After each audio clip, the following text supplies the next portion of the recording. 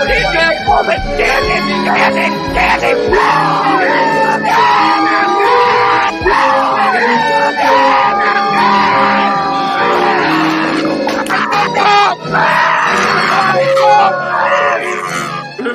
the bang bang, Preston? Come on. I can't breathe. Pub Sports Radio. Come find us in Southtown 101. Subscribe on YouTube and all platforms where podcasts are found. We are finally here, Bellator 263. I know some people are bummed out about UFC Vegas 33, but we care about Bellator here on this channel. Featherweight Grand Prix final event. Patricio Pitbull versus AJ McKee. If you didn't watch the weigh-ins, man, I'm telling you now, this fight is going to be fucking fire, man. I saw AJ McKee swipe off the belt off of Patricio Pitbull's desk, man. They were getting into it. Weigh-ins were a little bit more calm today, but AJ, overall slate review for the weekend. I want to hear your thoughts. Man, I love having these breakdowns with you. Hey, man, I love being here. Appreciate you having me back on. I am hyped for Bellator. UFC this weekend, like, it's sad but true. The co-main event could be a second fight of the night on any other card. So the UFC's weak, but Bellator's fire this week. There's action throughout. You're going to see bangers on the prelims, hot prospects on the rise, a lot of savage Russians. I cannot wait. And then at the top, we get to finish it off with Pitbull versus McKee. In my opinion, winner is the best fighter outside of the UFC right now, probably, period. And I could see the winner of that fight somehow getting a UFC contract if interested in the near future, because I'd be curious to see either one of those guys inside of the UFC featherweight division or lightweight for Patricio, because he fights at both. I kind of liked how you said that, man. The one thing I thought about this slate when I was doing my research and stuff like that for the fight tape, man, I wish they had DraftKings for fucking Bellator. This would be a great daily fantasy card, but you know, we're just gonna have to take the betting odds of it. Couple fights fell off. I think the one fight, let me look at this in my notebook real quick. John Barry and Daniel Compton got canceled. It is what it is. That wasn't a super intriguing matchup. Yeah, I'm kind of glad that was the one that got canceled. It's like when the UFC card comes up and the female fight gets canceled, you're like, all right, I save a couple dollars there. Right, you'll save it. I broke that fight down earlier on in the week. So it was a weird one because you got one guy in Compton who has pro experience. Meanwhile, his opponent had only fought in Muay Thai professionally, so it would have been who knows type of fight. One of those fights you lose cash on if you try to just bet the favorite. So I had the dog there actually. Yeah, I actually had the dog there too. I was actually pretty shocked by the sportsbook odds. But first fight of the night here, bantamweight bout, Brian Moore versus Jordan. I'm gonna Winski here. Minus 128 for Winski, plus 108 for Brian Moore here. Jordan, I'm gonna Winski, I think, is one of the best nicknames I've ever seen in MMA, to be honest with you. That had me pretty funny. I think he has some pretty impressive wins on his resume, man, over Andre Ewell. He fought last week on the UFC card, and Mike Campbell, 54% finish rate. Also taking this fight on short notice. This is the third opponent change for Brian Moore here. Interesting to see how he will look at bantamweight, moving down from featherweight. His losses are pretty impressive. Lost to David Weichel and also AJ McKee. During the AJ McKee fight, I felt like he gave everything he had, got submitted in the third round. I think this fight will be a greasy one, but I don't really agree with the sports betting odds on this one. I think Moore has more in the gas tank and more experienced fighter, 4-3 in Bellator so far, versus Winski, who's taking this fight on short notice. I'm going to lean to do that. I came in prepared for this camp, and sports betting odds for this one, I'm definitely leaning more, plus 108. AJ, how do you feel about this one? Going dogging it up, man. I'm going on Moore as well. He's a pretty good pressure kickboxer, striking wise. I like his combination punches. On the other side, like, I'm going to Winski also is a pretty pressure heavy striker. I just feel as though Brian Moore has a bit more technical ability stand-up wise and activity. You know, he's not taking the fight on short notice. He's not coming off of like a serious layoff like Winski is. I got to go Brian Moore underdog. I think they're sleeping on him with the lines a bit, which is, hey, good for the bettors.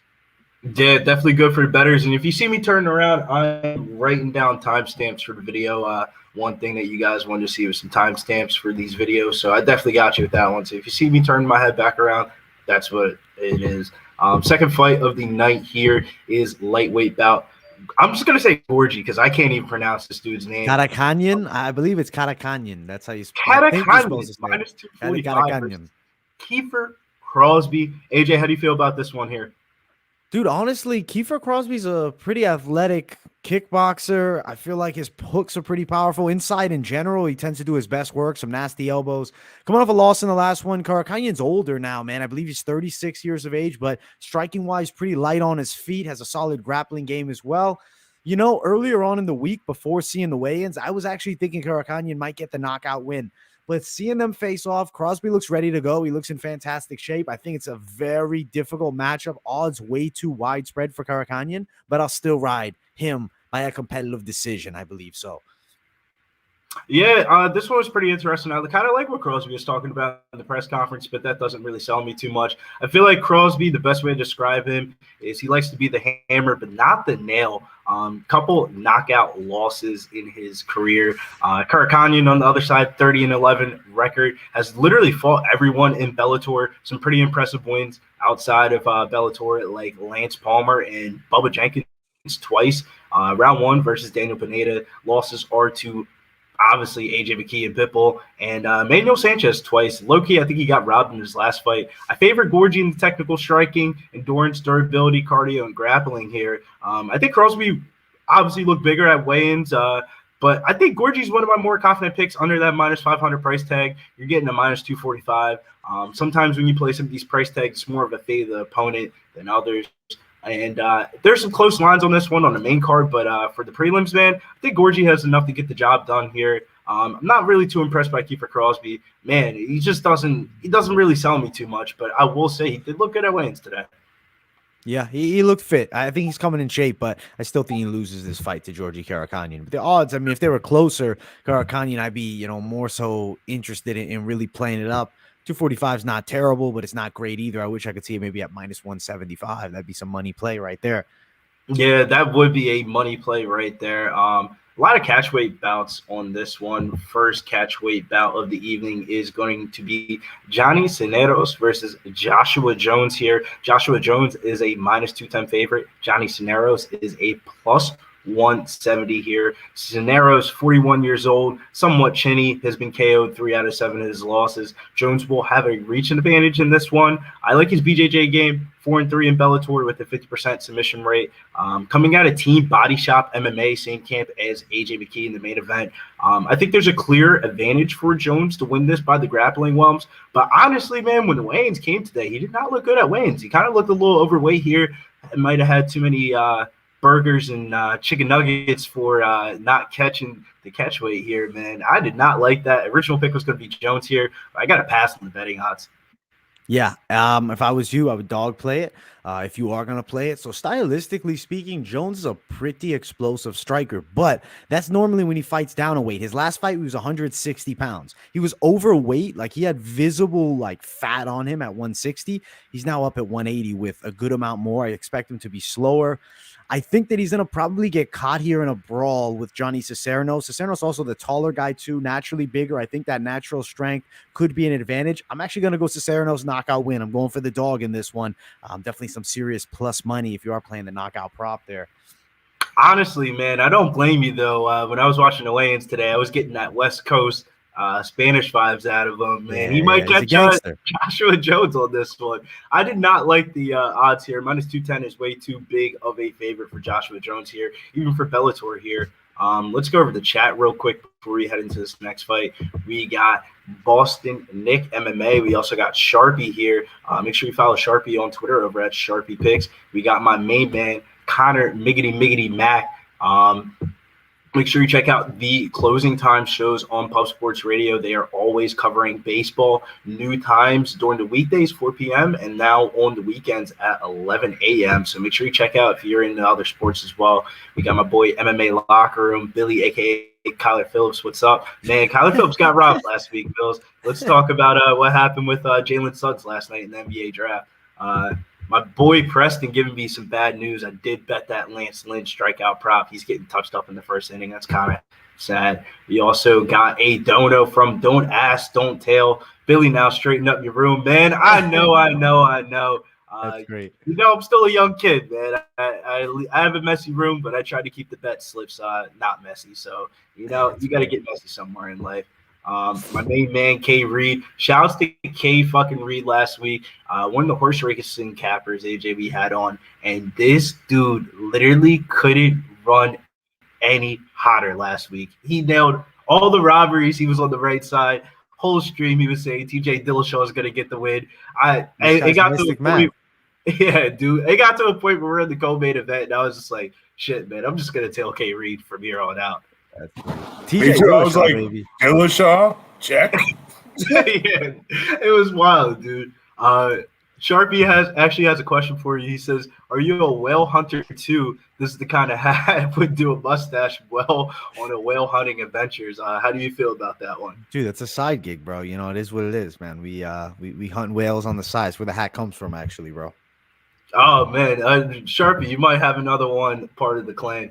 But next fight of the night here. Let me write down this timestamp here. We got my boy Zabit's brother Khasan Magomedsharipov. He is fighting Jonathan Quiroz here. Minus 950 for Zabit's little brother here, and Jonathan Quiroz is plus 600.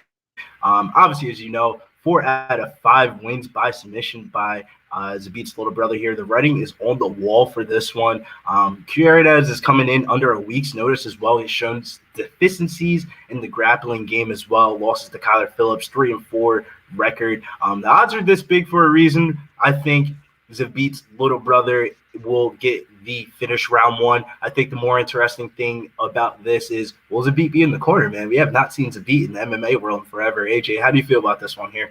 Dude, Zabit is a ghost in the game. I'm pretty sure he retired, man. As far as this matchup goes, it's not going to be competitive. Quiroz has a 3-4 record as a pro. He's fighting a 5-0 fighter. This is a typical schmo versus pro essentially fight. It's a opponent versus a guy they're really trying to build. I think Khasan does have some potential, man. He's really good with his grappling, and I don't know if you've watched any of his just Instagram videos of him just kicking pads. I mean, the guy is fantastic with his legs, and I think he's going to put a stylish display on Quiroz inside the distance here. I'm thinking he probably gets the knockout, but he definitely has the tools to also get a submission, but definitely finish inside the distance Khasan Magomedsharipov. Yeah, I actually seen on his Instagram, he was in New Jersey up in Toms River with Mark Henry, so he's definitely getting some good work in there. It might be one of these years, man, where like we flash forward, do one of these prediction videos a year to a year and a half from now, and like half these champions in Bellator are going to be from Russia. The way this might be at this point. They got all the Russians, man, and dude, they're paying good. I don't know if you saw their official payout. Yeah. You might have sent it over to me. Somebody sent it over to me on Twitter, and I looked at it, and I was like, man, Bellator is paying these guys pretty well. So I think they're going to get some high-profile signings coming from all these smaller promotions. So keep an eye on Bellator. Yeah, we'll talk about that at the co-main event because I do have some hot takes for that co-main event. Next fight here is lightweight bout. Gadzhi Rabadanov versus Daniel Carey here. I'm going to let AJ break this one down here. This one's got my little head spinning here. Minus 650 on such a big favorite. But, man, I could definitely understand the price tag. Plus 450 on the underdog here. What are your thoughts here for this bout? Well, let me at least give you some knowledge about this underdog. Coming off a loss against Aaron Pico, striking-wise, a very square stance, kind of slow on his feet a bit. Likes to keep that lead hand low and sometimes out a bit far. I don't think he has like a ton of speed behind him striking. Granted, his opponent, he can definitely kickbox, this being Gadzhi Rabadanov, but I think he's going to look to set up takedowns. I do think Daniel Carey is going to try for the hell of him to stay off of his back. I don't think he'll be able to stop the takedowns for long. I think that Gadzhi will mix up the striking with the takedowns, which tends to be the best way to do so, and effectively grapple him, probably control for 3 rounds. I'm going Gadzhi Rabadanov by a unanimous decision, 3-0 here. Yeah, I definitely will agree with that pick. Gadzhi has been pretty active during the pandemic also as well. In addition to that, I would say he's a more durable, well-rounded fighter. Everything that you said, I definitely agree with. On IG, I've seen him working with Khabib over there at AKA with Usman and all the boys that are on this card. The odds are a little bit too high for my liking. There's just something that I have that little sketchy feeling in the back of my neck that minus 650 and a 4-leg parlay might not get the job done here. But I will say I'll put him in the Hail Mary parlays. but I won't be putting him on that main big dollar ticket. But he will be in the Hail Mary parlays when I mix in all the fights on the card and mixing them with the UFC fights and all that. But I just don't think he's going to be a first-line ticket for me. Yeah, it totally makes sense there. It's a guy that you can have on the line maybe, but value-wise, it's not great. He's a big favorite because he's got that V at the end of his last name, bro. At the end, he's good. Don't get me wrong. But if you're anything with an "ov" at the end, at this point, you're going to be a massive favorite like all the guys on this card. Yeah, I definitely will agree with that one here. Women's flyweight bout next here. This is the prelim main event. Vanessa Porto versus Ilara Joanne here. Fight had to be rescheduled due to Porto being unable to compete due to a bad weight cut. I think there's a huge advantage in experience and skill versus her opponent here in this spot. Joanne, I question if she's even good, to be honest with you. She's ran through some trash cans before that last fight against Wannabe.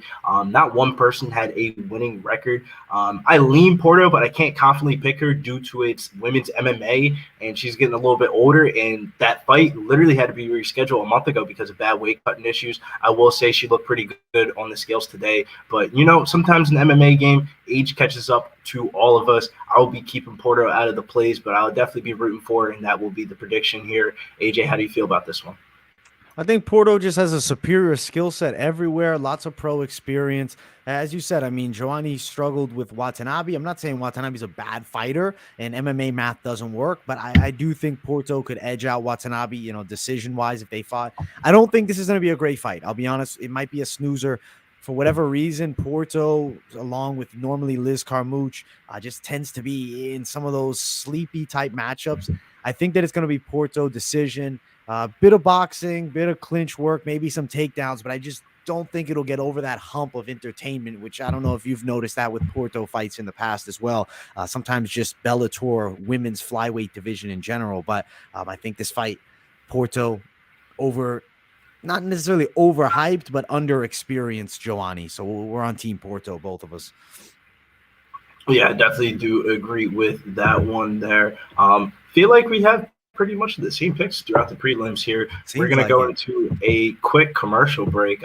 Make sure you check out Manscaped. Use that promo code PubSportsRadio when you are signing out. Get that free shipping on that 4.0.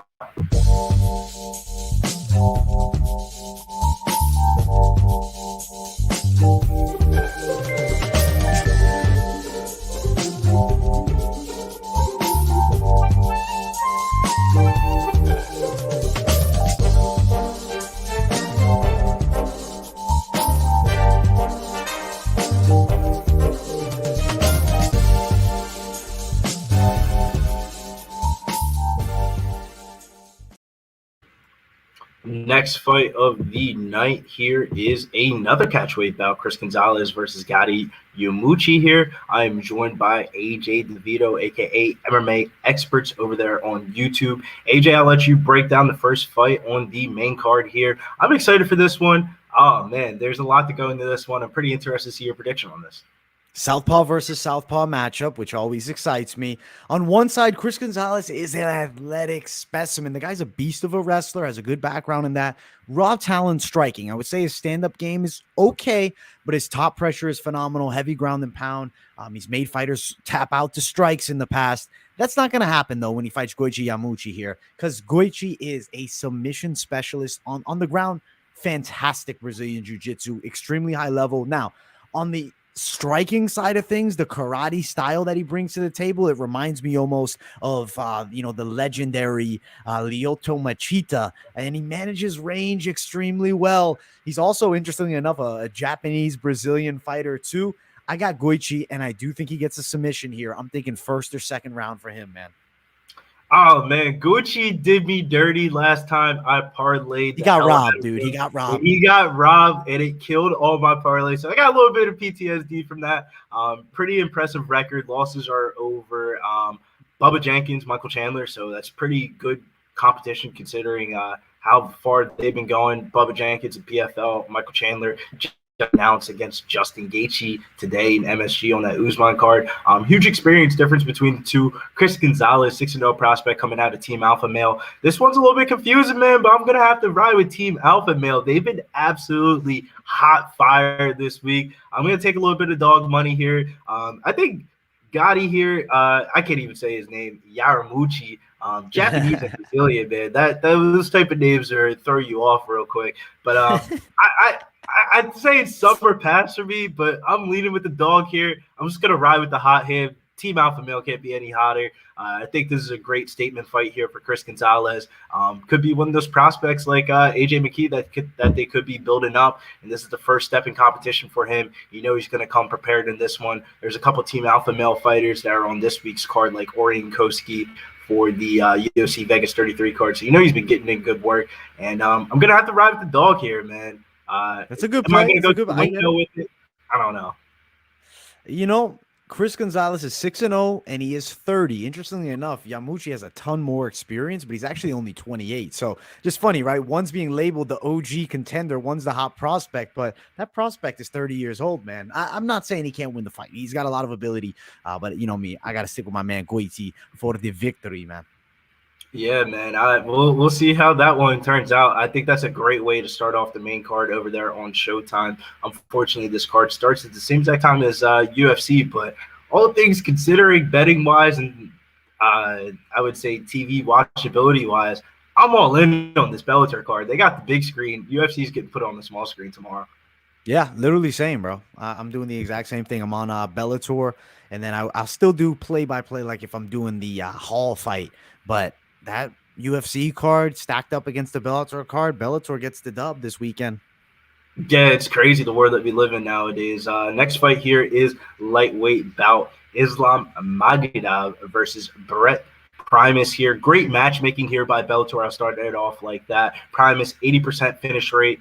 Has a win over Michael Chandler. Has never been finished ever in his career. Magomedov, on the other hand, former PFL prospect, went 4-0-1 over there. Undefeated in World Series of Fighting also as well. Hard to pick against the Russian here. Great stand-up, serviceable grappling. Notable wins over Nathan Schultz, who is a two-time PFL champion, and Thiago Tavares, who used to be in the UFC also as well. One of the best price tags on the board, to be honest with you, -198, around -200 in other spots. I could definitely see that being a nice little two-leg parlay, or get some better odds on your parlay. It's kind of hard fading Brent Primus. When you watch his interview this week, he's talking about he was mad at at Bellator here for giving him this type of fight. He said he wanted a championship fight, but I think he could be underestimating Magomedov here, because I think this kid is a great prospect. This is a great signing. AJ talked about it earlier in the prelims. Like, the Bellator has been signing some really good prospects, and this is one of them here that will be definitely showcase their talent and catch a big name here. AJ, how do you feel about this one? Dude, so earlier on in the week, I was on Team Mamedov. I mean, he's a solid striker, but obviously the chain wrestling is where he shines. He's going to get you to the ground eventually. Primus has an extremely dangerous Brazilian Jiu-Jitsu skill set. As you mentioned, never finished in the past. I don't know. I really am torn on this fight. To me, it's a pick'ems fight. I don't care what those odds say. I don't know how Mamedov is such a huge favorite. And for that reason, especially after seeing how good Brent Primus looked at weigh-ins, I guess I got to go dog on this one, man. We're going to ride Primus. I think he can edge him out by a close decision here. We'll see when the fight happens. We got to see Mamedov in his Bellator debut. We've seen him elsewhere, but nothing's like the lights of, Bellator or UFC. No other organization really compares. But we'll ride Brent Primus dog, but definitely Mamedov has a legit chance to win this fight. Yeah, I like how we have given out both perspectives so far on the main card here. Next fight here is lightweight bout. Usman Nurmagomedov versus Manny Muro here. Biggest favorite on the card is Usman Nurmagomedov at a -1,000 price tag. Manny Muro, on the other hand, +260. This is one of my favorite Nurmagomedovs, even over Islam Makhachev. Even though they don't have the same last name. Cousins, part of the same camp. Nurmagomedov, 83% finish rate with a 58% knockout rate. You do not see that too much from these Dagestani Russians here. He went to decision his last fight, showed good composure after he couldn't get the finish. Definitely not a bum, the dude that he fought of recent, Mike Hamill. LOL at Dana White here. I said Dana White is being a cheap bastard. How did he not sign Usman Nurmagomedov? That is one regret the UFC will always have, because this kid is a future star. He is on this card for a reason. He's at -1,000 for a reason. Manny Muro, on the other hand, not really too impressive. 12-6 record. 4 out of his 6 losses are inside the distance. So the people that want to play some props, I'd love the Magomedov by knockout or the under 1.5 here in this spot. I think Mike Hamill was a harder fight for Usman here. My prediction here is going to be early second round knockout, KO, TKO. Most confident pick on the card, but the odds are widespread for a reason. AJ, how do you feel about this one? Be careful with that over under. You know, I do think that there's something to like about Muro. I'm not saying he's winning the fight by any means. He's not winning the fight, but he beat Devin Powell, UFC veteran. He beat Nick Newell, who's, you know, the one-armed legend. Pretty solid striking. His hands are very good. He closes distance well. His overhand's fast. But on the other side, you have Nurmagomedov, who's also a southpaw. He mixes in the wrestling and the striking at an extremely high level. He's probably going to control this fight. But what I noticed from him, he is a pretty patient fighter. I don't think he rushes for the finish. I am kind of seeing second round knockout as well, but I think it might be over 1.5 here for this fight. I'm kind of leaning towards that. We got the same guy winning, but I'm leaning towards potentially late second round knockout. Could I see it going 3? Yeah, I definitely could. But Muro has been stopped in the past. For that reason, I am thinking late KO, TKO, but I think Magomedov takes his time with the stoppage. He's not going to rush it. So I'm thinking like maybe 4 minutes into the second round knockout. Okay, I can definitely see that. So you get a little bit of both perspectives. Just the 4 out of 6 losses for Manny Muro kind of throw me off. You know, maybe I'm just a fanboy here. You're getting the non-fanboy. You have to be a fan, though. You have to be a fan of him. At the end of the day, I like Usman Nurmagomedov. You know, I'm definitely going to follow the career. The reason that he didn't get signed to the UFC is because Bellator needed some Nurmagomedovs, man. They needed their own brand. I think they were talking dollar signs, and he was like, we're going where the money's going. Oh, yeah. Dude, the pay over in Bellator is fantastic right now. They really stepped it up. It's on par, if not better, than the UFC at this point. So also lighter drug testing. I'm not saying anything, but that is a factor, right? It's less of worries. Even if you're not taking anything, you accidentally pop for some supplement, you could get in big trouble. You don't have to have that same risk over in Bellator. And you can get sponsors on the trunks, which is another positive attribute. Yeah, I definitely do think there's a lot of positives for Usman Nurmagomedov. Maybe down the line we'll see him in the UFC, but for right now, he's just trying to get his Bellator career started and going.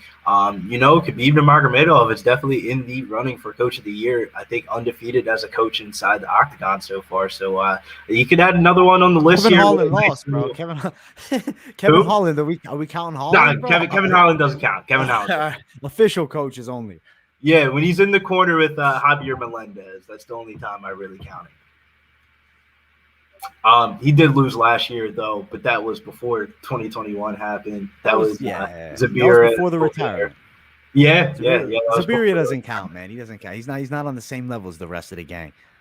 Yeah, I definitely do agree with that one. Before we head into this co-main event here, quick message from the sponsor. Shout out to Southtown 101. Jeff Slaughter sponsored the video. Make sure you head over to his bar when you're in the San Antonio area.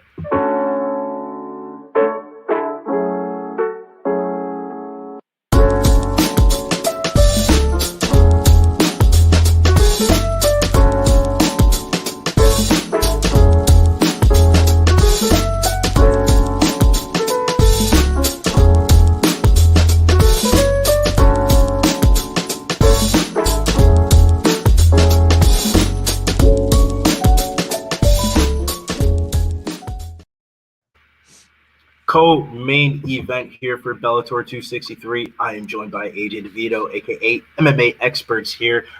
Featherweight bout here, Mads Burnell versus Emmanuel Sanchez. This one is going to be a barn burner here. Maybe some people that aren't too familiar with Bellator, you're going to get familiar with these two names here. Sanchez is a Rufus Sports fighter coming off a round 1 loss in the tournament versus Pitbull. He has 2 wins over Georgie twice, who's on the prelims, and Weichel. I think he will have a reach advantage here. Definitely looked like at the weigh-ins today. Burnell is a offensive grappler. For Japanese neckties, you really don't see that too much in MMA. Good ground and pound strikes also as well. He displayed that in his last bout. Burnell is on a 6 six-fight winning streak, not losing streak. He is looking for a huge statement win here. Sanchez, I think he will have the experience advantage. Obviously, seeing Pitbull twice will definitely give you the experience advantage. But I think he's overlooking Burnell, man. When you watch the interviews this week, he keeps on talking about Pitbull and the Pitbull fight and how he wants to fight Pitbull, but he is talking about his opponent. I think Matt Burnell isn't the type of guy you really want to sleep on. I think it's a decent price tag. Didn't really look too happy jiggly today at weigh-ins. He kind of looked very stalemate, maybe a bad weight cut, but I think he's a professional and he will get the job done here. Not my most confident pick on the card, but decent price tag, minus 118. You can straight play that. You can parlay that. AJ, how do you feel about this bout here?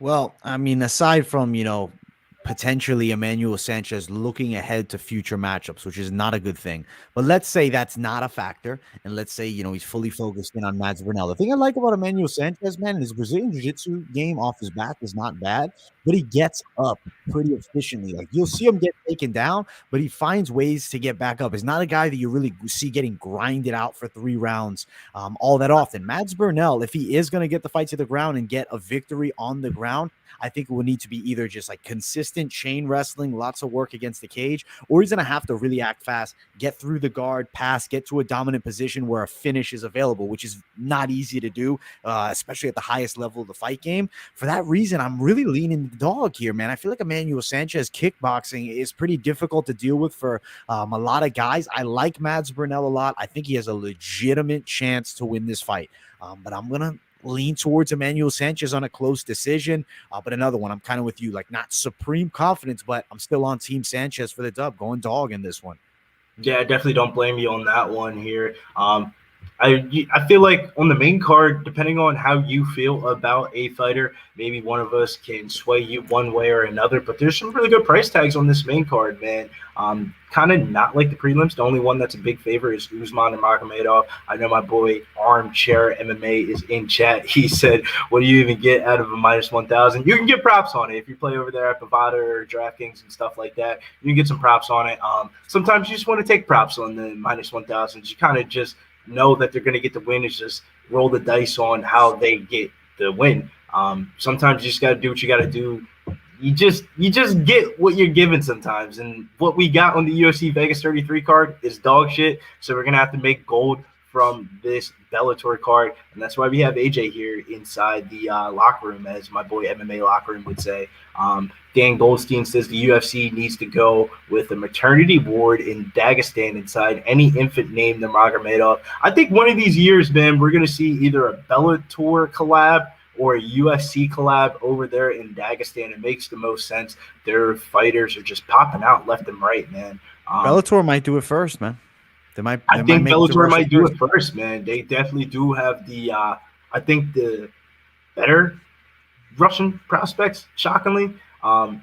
We got my boy Tiki Bay says $4.99 donation here. A little appreciation to the MMA community. Sincerely, Goat. Thank you for joining us here on your Friday evening. I hope all your betting and whatever you do in your free time goes well and you enjoy your weekend. This is a great weekend for fight fans, for Bellator fans, I should say, because we finally get to say it's better than a UFC card.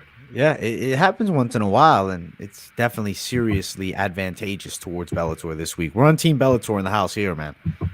Yeah, man, and this is arguably what everyone has been waiting here for in the video. It is finally the main event, the end of the tournament here. Patricio Pitbull versus AJ McKee. You can see the line movement coming in throughout the week. Minus 110 pick'ems on the odds here. Oh, man, I think this is arguably best fight of the month, maybe best fight of the summer here, and it's coming from Bellator, man. You got Patricio Pitbull here. I think he's one of the best featherweights in the world, to be honest with you. If you put him in the UFC, he could definitely roll with the punches. I think McKee had the easier path for the tournament. Pitbull had a little bit harder of a tournament. But I think McKee, man, 17-0, undefeated, submission specialist, solid striking as well. I think one thing people aren't really looking into too much, 8-inch reach advantage here for AJ McKee. I think that definitely will play into the match here. But I think this is just a little bit too tall of a task here for AJ McKee. And I'm just going to have to roll with the champ, man. You give me the champ at -110 pick-em odds. I can't wait to hear AJ's prediction on this one. AJ, how do you feel? How are you going? And are you going to the window with this one? I honestly haven't made any official bet on this fight yet, but I'm torn, man. I'm debating. I'm considering some plays in here with this fight, but I gotta be honest, man. I'm with you. I'm thinking Patricio Pitbull will find a way to the chin. I like AJ McKee. He's selling himself well. He's talking a little bit of trash. He's dressing nicely. It's almost like Conor McGregor-esque. Not saying he's comparable to Conor, but he's doing, what's kind of a blueprint to market yourself, which is be a little bit loud spoken, get your words out, dress nicely to get eyes on you, and don't take any shit from anyone.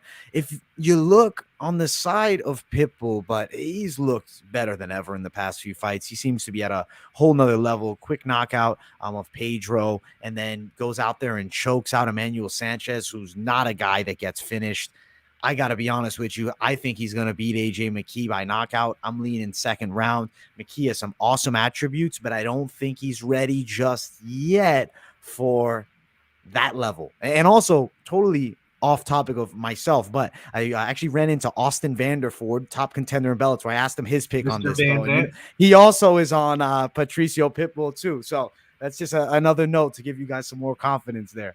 How did you enjoy that bare knuckle fighting last week? Because I know you had the press pass and you're all up in there, man. Bro, I got some nice connections, man. I got to talk to Sean Wheelock for a while, bro. I have his number, man. So it's pretty good stuff, man.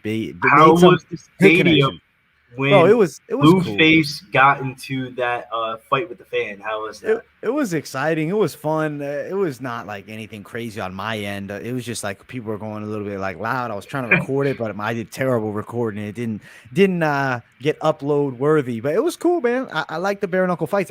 Dude, I don't know if I'm half a moron, but I thought that the celebrity fights were going to be bare knuckle too. Like they sold it as these celebrity fights are bare knuckle. They didn't say, oh, they're with 12-ounce gloves.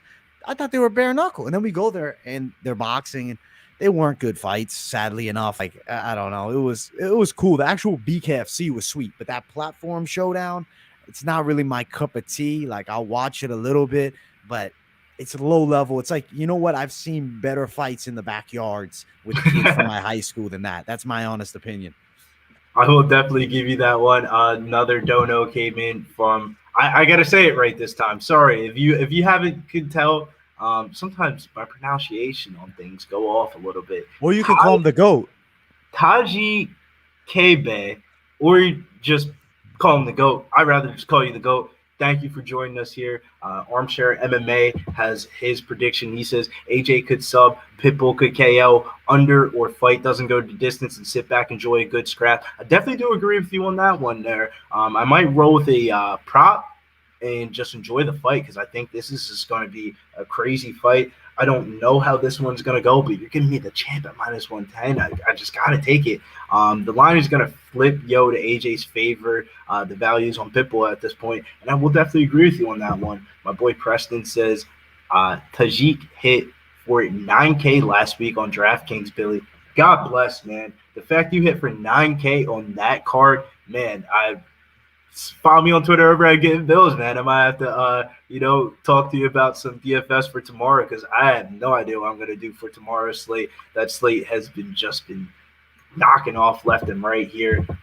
No, wrong again. Try it, please. AJ, can you try me to do it? Let me do it, man. Let me do it. All right. Where's the proper pronunciation? Let me look at the comment. Tajikebe. I think that's Tajikebe. That is a hard name to pronounce, to be honest. I don't know if I'm even right, though, man. I might just be saying it with a nice accent to make it sound legit. I don't know if I'm on that name. Yeah, man, I definitely don't blame you here. Before we head on out of here, we'll talk quickly about some props, parlays, and odds real quick. What are your favorite, most confident picks on the cards? You can take out price tag for right now because it's one of those weekends where you can parlay up the Bellator event with the UFC event. They're going off at the same exact time. So you can do some crazy things this weekend and definitely get some money. Shout out to AJ, you got to say the name. Tajikabay. For the $14.99 though, that's a big though. This guy's throwing cash at us left and right. But we appreciate you, Tajikabay. One love, much love. You're much appreciated here, brother. Definitely. Thank you for hanging out with us tonight. AJ, what are your most favorite confident picks on this card tomorrow evening? So give me everyone with the V as the last letter of their last name. That's in the parlay. That's the locks. And then if I'm going to add in somebody else, we're on the other side here, but I would lean towards maybe playing Goiti or maybe if your bookie is allowing it, because I know some don't, you can maybe do that inside the distance play on the main event. And I also am kind of feeling like potential play on Brent Primus as an underdog with just a small amount of cash might be something to keep an eye on because he is the former champ, and it's not like it was easy for Michael Chandler to beat him over 5 rounds. I definitely will agree with that. Going over the card right now, obviously, like AJ said, all the Russians I'm definitely rocking with Usman, Islam, and also Gotti as well. When it gets into the secondary parlay pieces, I do like Gadzhi Rabadanov. I know you weren't too confident in that pick, but I like the odds on that. Honestly, I thought that was going to be minus 350, minus 400 when I was doing my research. But maybe Bellator knows something I don't know. A couple dog plays that I like on the board tomorrow evening is going to be Chris Gonzalez. Also, I kind of do agree with you on that Johnny Cisneros one. Plus 170 is a decent price tag for that. And Brian Moore, the first fight of the night, I really like that one. That would be my favorite dog of the evening. And some straight plays that I definitely like is Mads Burnell, minus 118 pick'ems. And also, obviously, Patricio Pitbull. I'm going to have to roll with the champ with this one. I know AJ McKee is on the rise. I think the promotion wants AJ McKee to win. They wouldn't want anything more than that prospect to really build himself up, and maybe they move up a weight class and run it back as well. But I think Patricio Pitbull gets it done, and there might be some inclinations where he can make a little UFC splash for the end of his career, kind of how Michael Chandler did. AJ, anything you want to say about the betting odds or anything like that? UFC as well. Floor is open. UFC, I'm excited for both cards, man. There's some cross parlays you can do. I like Huffa Garcia a lot as far as the UFC goes. He can be another staple play. He's fighting I feel like pretty washed up Chris Grutzmacher. I think that Hall Strickland, I'm on Uriah Hall dog play. I like the knockout win for him. There's some action going down this weekend. I can't wait for it. Very good Bellator card. I can't wait to see it in person, or I guess virtually. I wish I could see it in person, man. That's a goal of mine, is to get to one of these Bellator events, bro. That's a definite goal. I'm shocked that they actually got out of Connecticut. This is the first fight card that is not in Connecticut post-COVID. And sorry, Tajik Bey, I could not pronounce that name. That is just a personal problem of mine. But AJ, platform is yours. Would you like to shout out your show and all that stuff? Because you've been killing the fight game over there. The sub count is going up. The likes on the video is going up. More content than one can even intake. AJ, what's the channel, baby? Listen, bro, it's 7 days a week grind over at MMA Experts. Subscribe on YouTube. You can check me out on Instagram. It's MMA_experts. Or if you're interested in my personal stuff on YouTube, fitness-wise, I occasionally post some stuff up there. It's AJ DeVito Fitness. And on Twitter, it is AJ MMA Experts. But yeah, make sure you subscribe on YouTube because you don't want to miss this face every day of the week. Like the latest video as well. I got a weigh-in recap up for the UFC too. Appreciate you guys for having me back on Pub Sports, man. It's always a great time. I love it. Always love having you on these videos. It's just that good mojo that goes off, and the tickets get cashed, and everybody's happy, man. You can find me over on Twitter at Getting Bills. Pub Sports Radio weekend schedule is looking like baseball show tomorrow, closing time with Connor Miggity Mac, Ian Babano, and then at the evening is going to be a UFC Bellator clash of fight cards. We'll be covering both cards at the same exact time. I think the UFC card starts at 7 p.m., depending on how some of these fights got taken off. But make sure you follow Pub Sports Radio over there on Twitter or me at Getting Bills. Any new viewers, make sure you hit that bell notification if you like the video. And make sure you subscribe, man. We cover all the sports from Bellator all the way to MLB to NBA. Anything you want, we got it. And make sure you join that Discord. Discord is going to be popping this weekend. Boxing event also as well. That goes right off the UFC and Bellator card. We got a couple boxing fans in there giving out picks and plays. Discord's always buzzing. Summer League, NBA Summer League starts up in a week and a half. We're definitely going to have that covered. And we also have NBA Olympics. Draft just went off. The Olympics, Team USA plays tomorrow versus Czech Republic. Got some daily fantasy lineups. That game starts at 8 o'clock tomorrow morning. Shouts to Razor Sharp Picks as well. Make sure you follow Razor Sharp Picks or Gambler's First Glance over there on YouTube and Twitter, and get some horse race bets and also some MLB bets. It's that time of year. We're almost getting to football season, so Pub Sports Radio, we're going to try to cover you with the best information that we possibly can. AJ, always nice having you on the show. Man, good luck to you this weekend, man. Good luck to you. Likewise, brother. Hope everything goes well for you in your personal life and your betting life, because both of those two definitely correlate. Have a good weekend, man. Have a great night, everybody. Appreciate everybody tuning in. Smash the likes. Smash the like.